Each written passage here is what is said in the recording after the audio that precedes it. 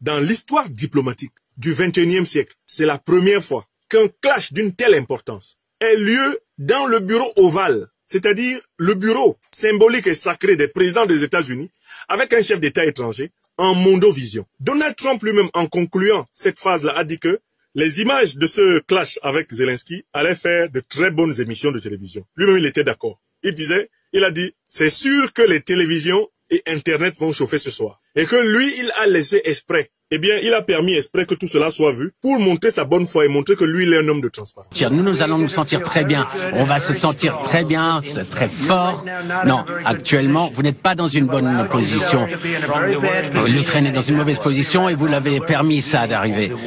Depuis, vous n'êtes pas dans une bonne position. Vous n'avez pas le contrat maintenant. Avec nous, vous allez maintenant...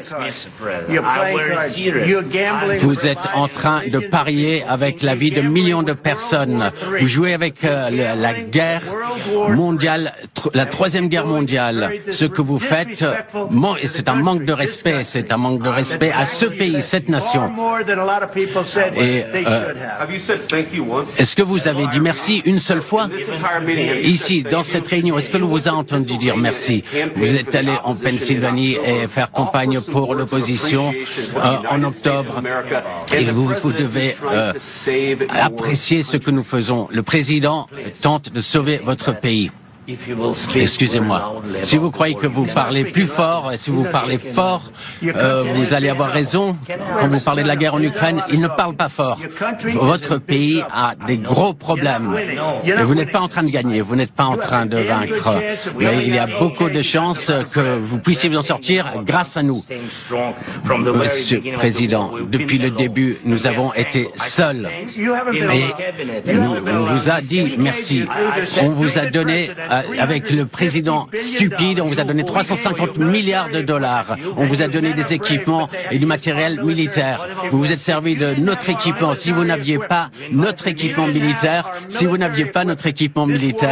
cette guerre aurait été finie en une quinzaine de jours. C'était chaud aujourd'hui à Washington. Tu pouvais cuire les œufs dans les fesses de quelqu'un. Tu prends un œuf, tu mets dans ses fesses, ça devient un œuf dur. Vois une omelette. Ah! Non, ça fait pitié. Donald Trump a été intraitable avec Zelensky. À chaque fois que nous avons l'occasion, nous aimons leur rendre hommage, car nous savons qu'ils sont tombés pour nous. Nous disons que si la France n'a pas oublié le général de Gaulle, que si les Américains n'ont pas oublié Martin Luther King, nous n'avons pas le droit d'oublier Thomas Sankara, Patrice Lumumba, Kwame Nkrumah, Jomo Kenyatta, King Rastafari from Ethiopia.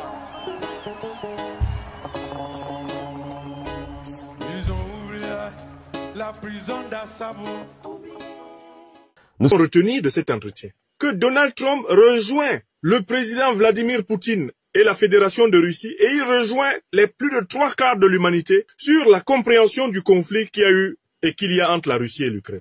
Premièrement, contrairement aux apparences, certes, l'armée russe a envahi l'Ukraine le 22 février 2022, 24 février 2022 exactement, mais Poutine et Trump sont d'accord pour dire que c'est parce que l'OTAN n'a pas arrêté d'aller provoquer la Russie en avançant son infrastructure militaire, nucléaire, ses missiles aux portes de la Russie, que la Russie, voyant que l'OTAN se préparait à prendre le contrôle de l'Ukraine, c'est-à-dire à la dominer militairement dans son périmètre vital, la Russie a pris ses responsabilités et elle est entrée en Ukraine pour établir en quelque sorte sa sécurité. Donald Trump, président des États-Unis, et Vladimir Poutine, président de la Russie, sont d'accord sur la compréhension du conflit.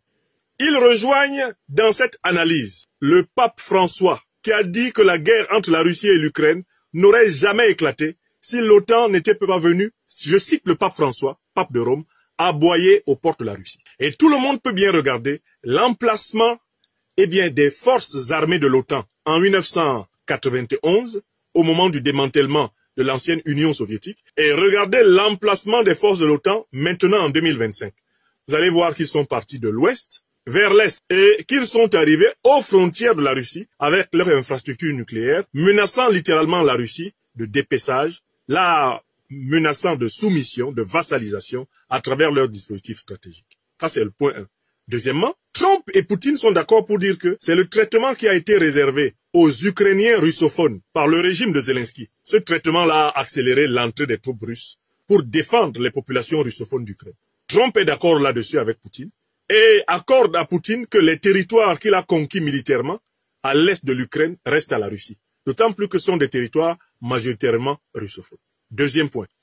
Troisième point, Donald Trump dit devant le monde entier que l'Ukraine ne peut pas faire plus de 2 semaines de guerre contre la Russie. Et que la guerre que nous avons vue depuis 2022 n'est pas la guerre de l'Ukraine contre la Russie. C'est parce que les États-Unis, l'Union européenne, bref, l'OTAN, est le principal fournisseur militaire et même de renseignements et même d'opérations de l'Ukraine que l'armée ukrainienne tient jusqu'à ce jour le peu qu'elle peut tenir. C'est le chef de l'État américain, Donald Trump, qui le dit, en mondovision, en pointant Zelensky du doigt, en disant « sans nous, vous n'avez aucune carte. Sans nous, vous ne pouvez pas jouer au dur. C'est nous, les Américains, c'est nous, l'OTAN, c'est nous, l'Occident, c'est nous, l'Union européenne, qui vous avons soutenu. Si nous vous retirons votre soutien, quatrième information, vous allez voir. Si nous vous retirons votre soutien, vous allez voir.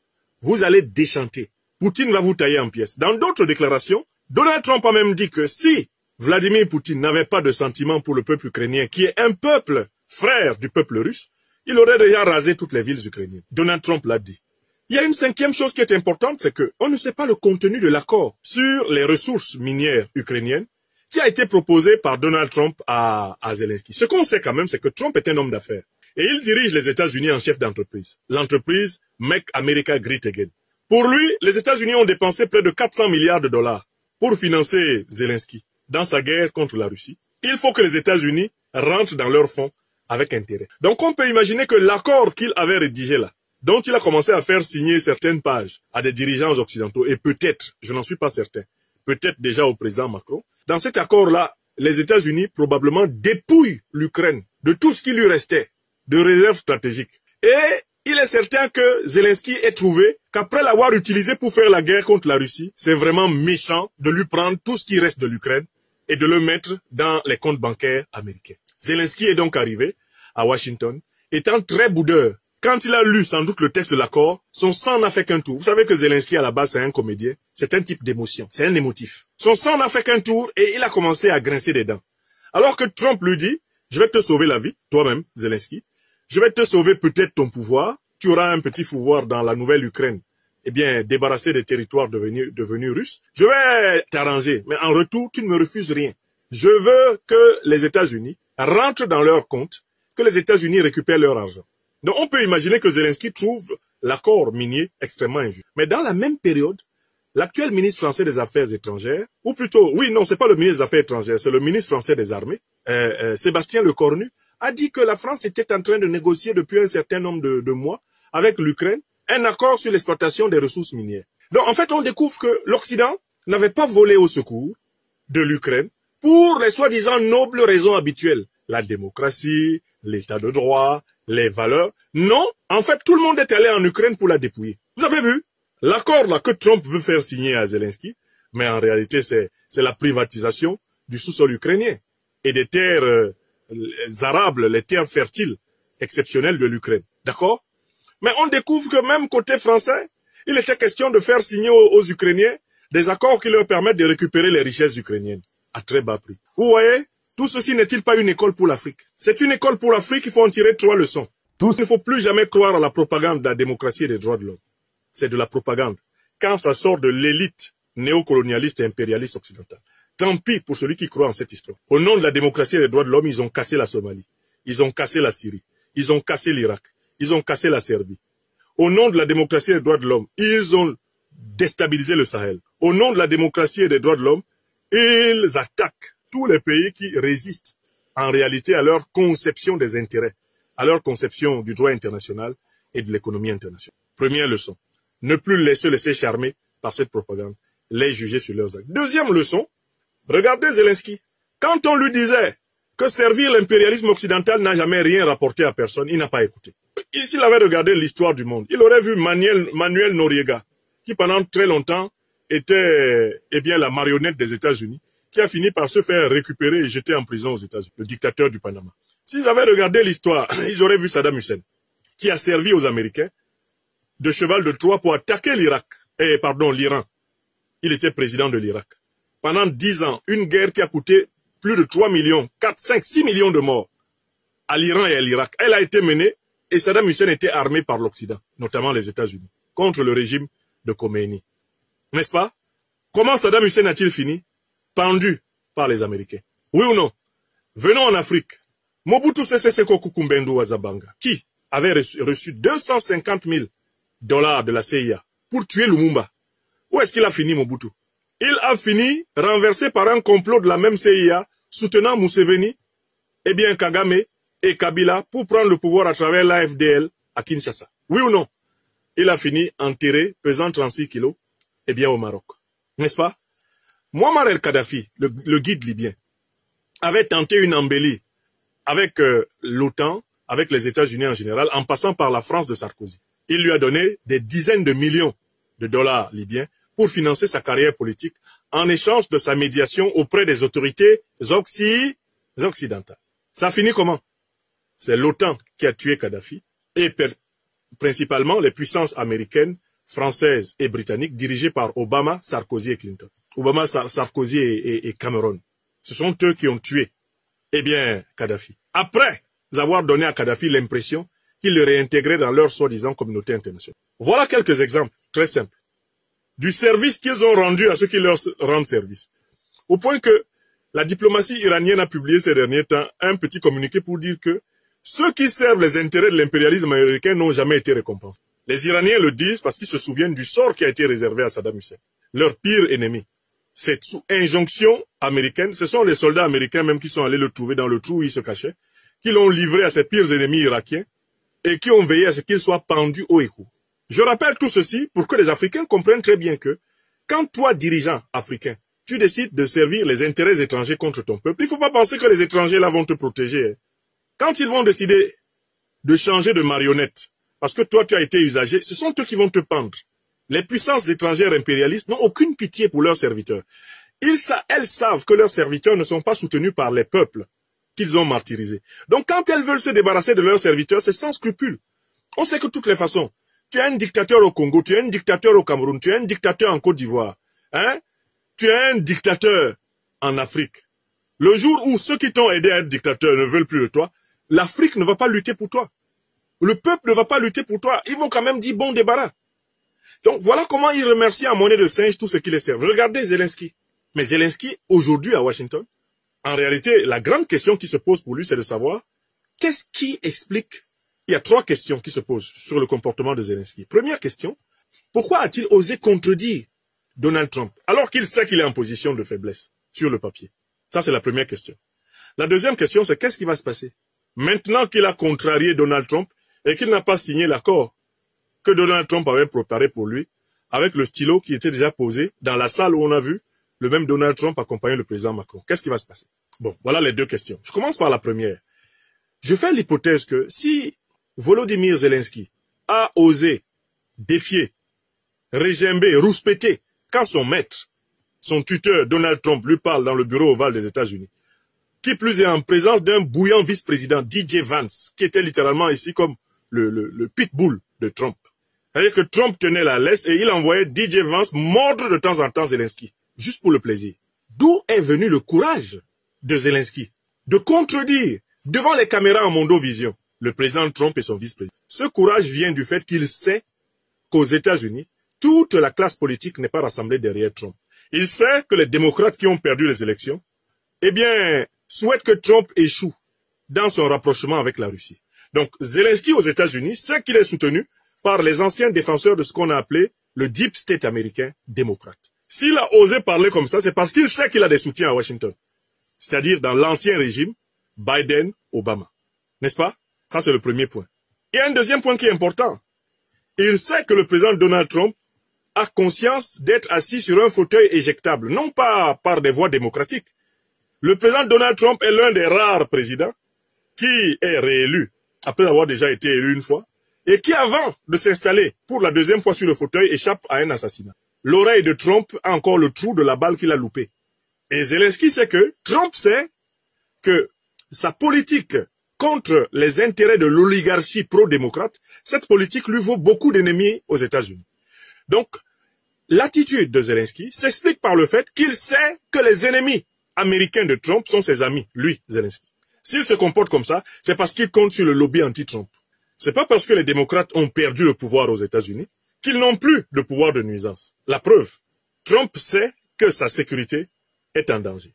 Avant même qu'il ne se rasseye sur le fauteuil du président, ses oreilles ont déjà sifflé, une balle a déjà perforé son oreille droite. Donc, voilà l'arrière-fond, à mon avis, de l'attitude de Zelensky. Zelensky sait que tout l'establishment politique américain n'est pas rassemblé derrière Trump. Et s'il ose s'opposer à Trump comme ça, c'est parce qu'il compte sans doute sur un retournement de situation, tôt ou tard aux États-Unis. Et il compte sur le fait que le lobby peut encore peser dans la politique internationale américaine et empêcher Donald Trump, littéralement, de le livrer. Voilà les sources du courage de Zelensky. En plus du fait que c'est un personnage, eh bien, émotif. Parce qu'on a bien vu qu'il était vraiment incapable de tenir ses nerfs aujourd'hui. Il se sentait tellement humilié qu'il s'est laissé aller à manquer de respect à celui qui l'accueille. En diplomatie en général, quand vous venez chez quelqu'un, et que lui, vous vous rendez compte qu'il est sur un ton grand seigneur, il vous manque de respect. En diplomatie en général, vous baissez le ton, vous n'êtes pas dans votre pays. Vous rentrez à la limite chez vous, et quand vous êtes rentré chez vous, là vous vous exprimez.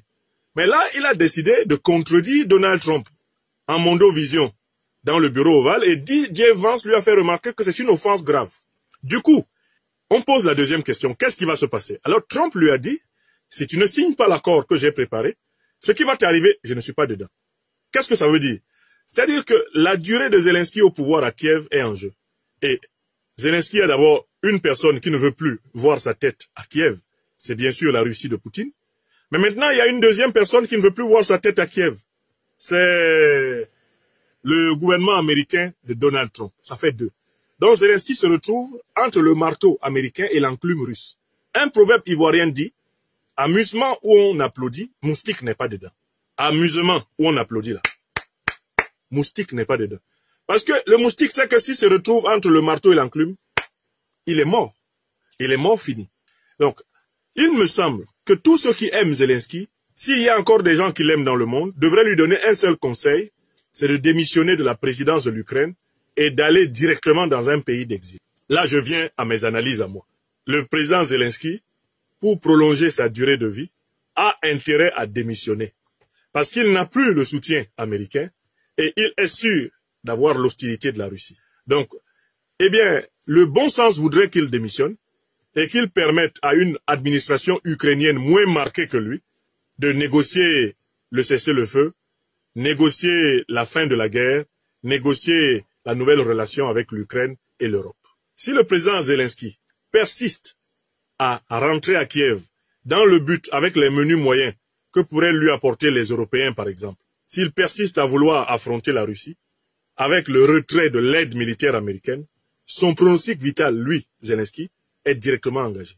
Et la conséquence numéro 2, c'est que la Russie risque de prendre davantage de territoire à l'Ukraine. En cas d'endurcissement sans moyens, eh bien, de l'attitude de Zelensky face à la Russie, les États-Unis vont retirer progressivement leur soutien militaire, de telle façon de s'assurer que l'Ukraine subisse une défaite complète. Et dans ce cas-là, Poutine pourrait aller jusqu'à Kiev. Il pourrait aller jusqu'à récupérer Kiev et dire que Kiev est russe.